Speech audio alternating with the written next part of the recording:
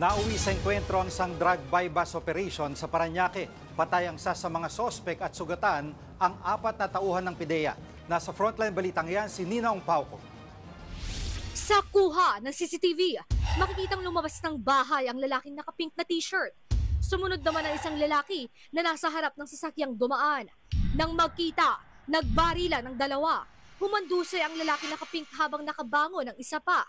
Ang eksenang yan, engkwentro sa buy-bust operation sa pagitan ng tauhan ng Philippine Drug Enforcement Agency laban sa mga sospek. Makalipas ang ilang minuto, makikita nagsilabasan mula sa bahay ang iba pang mga taga-PIDEA. Namamaril na kasi sa loob ang mga sospek.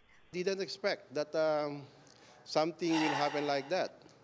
Ang ina-expect namin is the time na pinakilala ng operatiba natin at the PIDEA, we expect that they will respect our authority. 4 ang sugatan sa hanay ng PIDEA. Napatay naman ang isang sospek at naaresto ang 3 iba pa. Tinatayang 4 na kilo ng hinihilalang shabu ang nasabat ng PIDEA. Nagkakahalaga yan ng higit 27 milyong piso. Ang biggest market nila is Metro Manila.